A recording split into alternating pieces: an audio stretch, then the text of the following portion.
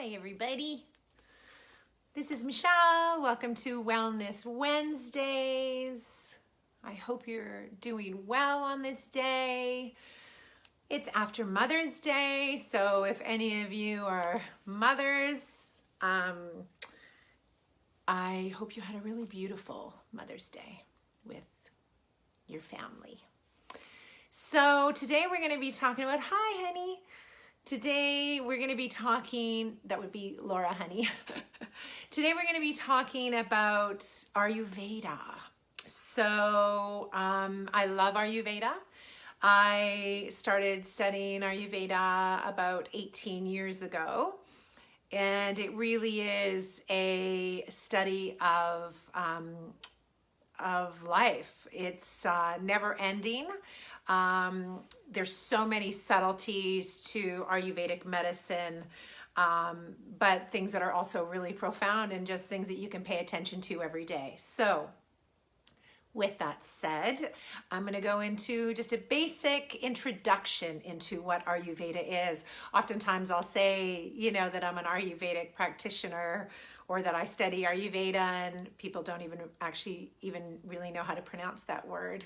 So Ayurveda actually means a science of life. So what is in nature is also within us. So if you take a moment and you look at nature, you get quite a profound understanding of really how that reflects within our body. So Ayurveda addresses all aspects of life, so the body, the mind, and the spirit.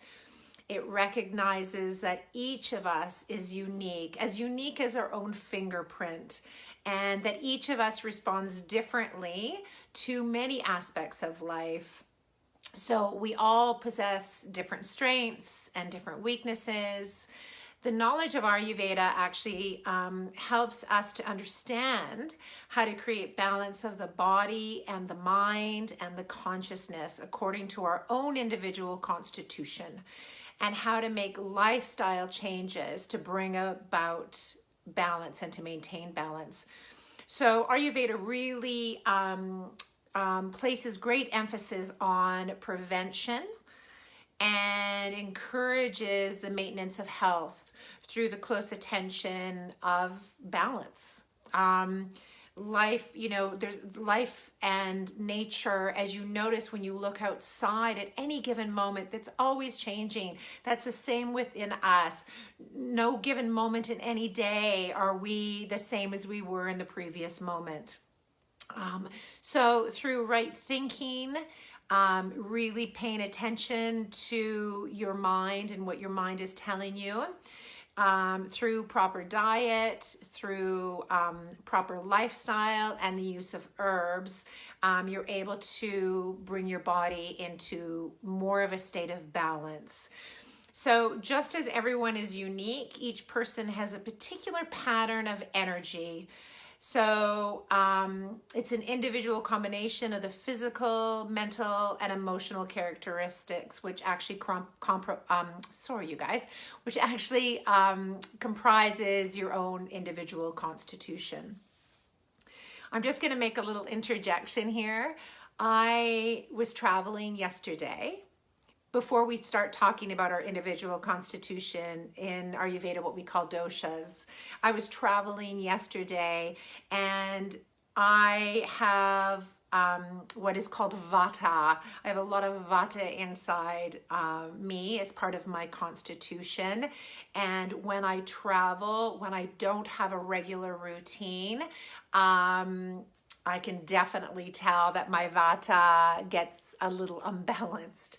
I am a little bit more, airy, not feeling quite as grounded. So I just wanted to say a little interjection there if you find that I'm not quite on point today.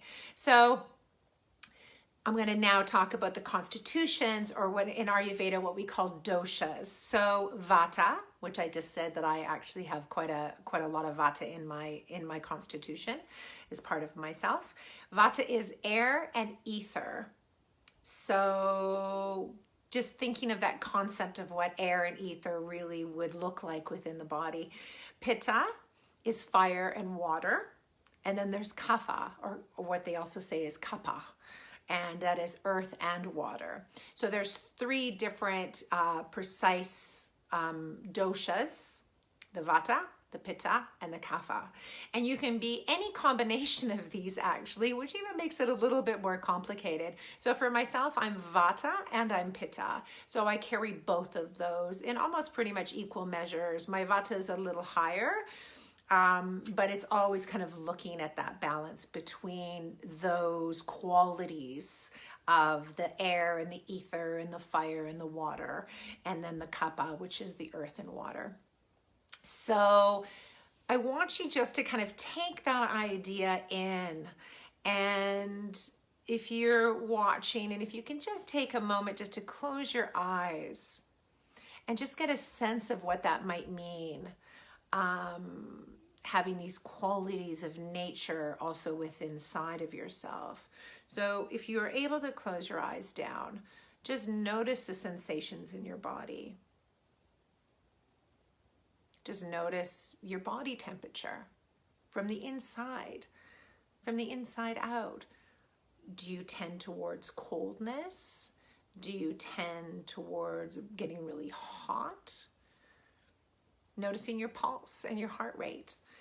You can actually even take your pulse, putting your fingers on just underneath your thumb, and you can feel your radial pulse.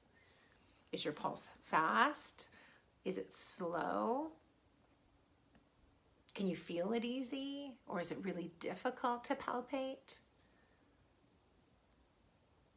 Is it a constant rhythm, or does it change? Noticing your breath, how you breathe. Is your breath slow and deep, or does it feel like it's maybe quicker, a little bit more shallow? And then when you notice your breath, notice how it does actually begin to change once you bring awareness to your breath. Bringing awareness to your muscles. Do they feel hard? Do they feel tense? Do they feel soft? Do they feel pliable? Your joints, your bones. What do you notice in your body? If you bring awareness into your abdomen, into your digestive system, your digestive organs, what sensations are you aware of there? Is there a lot of gurgling and digestive juices moving, or does it feel kind of heavy and kind of stuck? Is it quiet? So Ayurveda, as with yoga, they're a Vedic science. So that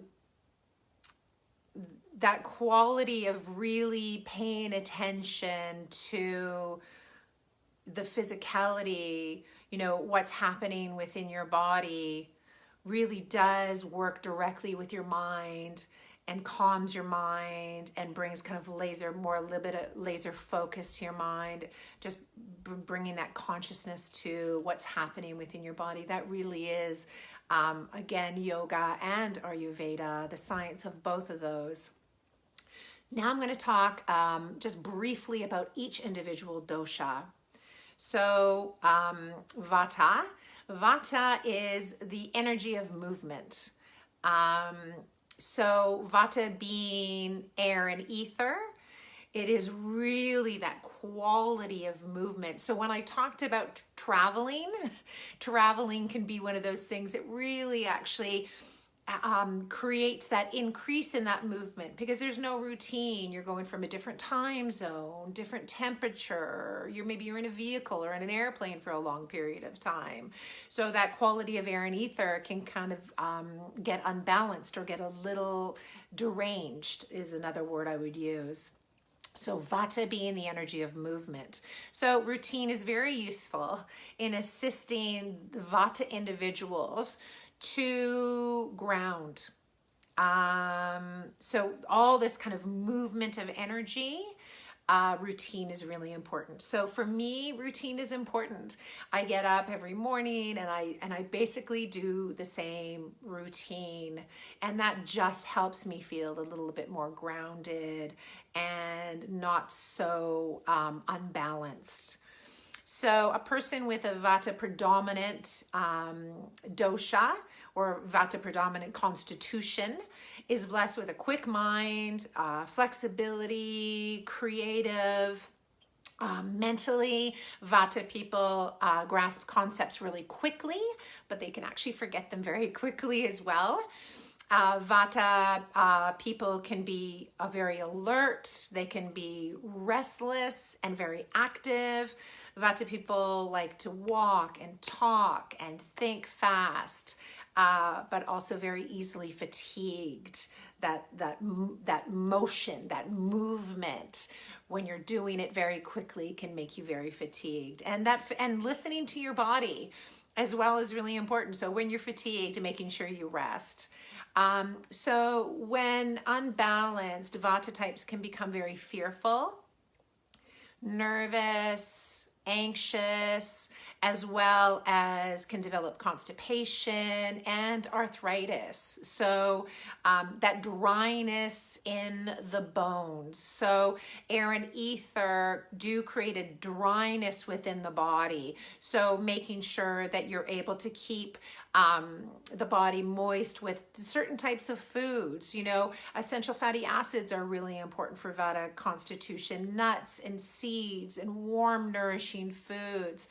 Foods that are very grounding, very good for balancing the Vata constitution. So again, we'll just talk again about the general guidelines for balancing the Vata, which is keeping warm, keeping calm, avoiding cold and frozen and raw foods, because that Vata can be very cold and they're also dry. So eating warm foods and warm spices and keeping a regular routine and getting plenty of rest. So like I had said, this is just such a brief introduction that really what I'm trying to deliver today is just for you to get a little bit of idea of maybe where you might lie in the dosha constitution. So there's lots of things, places you can go online. Dr. Vasant Lad is actually my teacher and has been my teacher and what I would classify as my guru, which is a teacher for many, many years. And his website, the Ayurvedic Institute, is a fantastic resource. He's incredible. He embodies Ayurveda and what Ayurveda means. So if you go on his website, you'll be able to go into basically, I think there's like different platforms that you can go and just do some testing to see where you might be as far as your constitution. But generally, if you pay attention, you might get a bit of an idea as well. So let's talk about Pitta.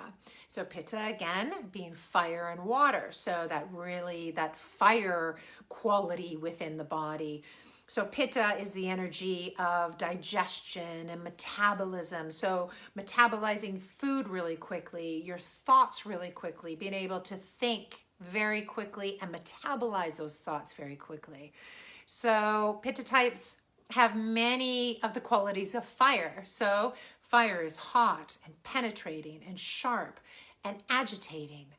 Pitta people have warm bodies, penetrating ideas, sharp intelligence.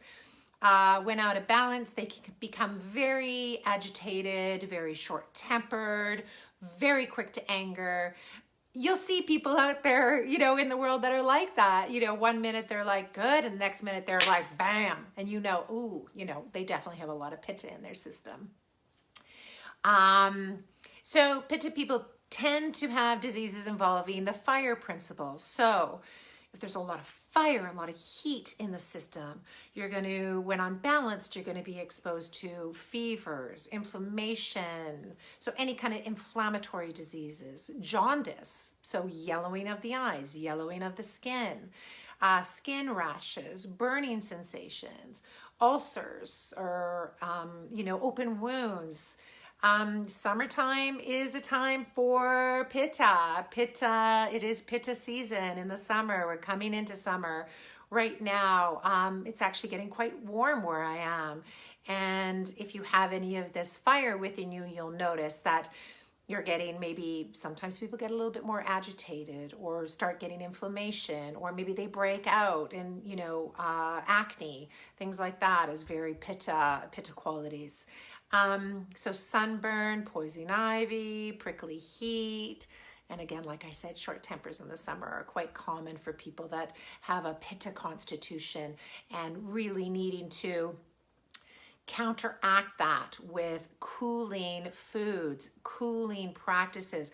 Last week, we actually talked about a pranayama called Shitali, which is breathing in through the curled tongue to bring the coolness into the body. Fantastic breath for a pitta imbalance.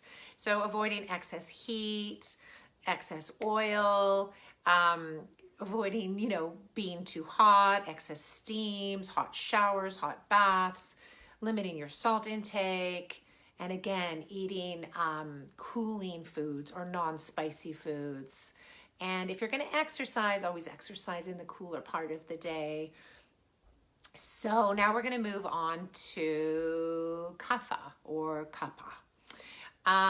Depending on where you are in the world, I say kapha. So kapha is water and earth. So thinking about the qualities of what earth is, it's that heavy, really grounded quality that kapha possesses, and with that kind of liquid nature as well. So kapha is the energy of lubrication. So kapha types are blessed with a lot of strength, endurance, and stamina. Think about that earth quality. When they're balanced, they're very sweet and they're very loving dispositions, very nurturing. They can be very stable and very grounded. Again, that earth quality. Physically, kapha people may have a tendency to gain weight easily, and they have a slower metabolism than pitta people. So again, they can put weight on pretty easy. They don't like exercise so much. They like to kind of stay away from, they don't like to sweat too much. They don't like to push themselves too hard. When out of balance, kapha can experience like greed and envy and attachment and possessiveness, because again, it's that earth quality that brings that kind of into the body. So when they're balanced, they're grounded, they're stable, they actually are really good at earning and holding on to money. So they're more likely to have diseases that are connected to the water principle, that kind of earth, that heavy water principle, because there's earth and the water together. So congestion, a lot of mucus in their body, sluggishness, excess weight, diabetes is another very common imbalance of the kapha dosha. Water retention, headaches are very common. So like a congestion type headache, sinus problems, congestion in the lungs. And they can also, fall sometimes into depression where they don't want to move, where they just like to stay pretty still and pretty stagnant when that kapha is imbalanced.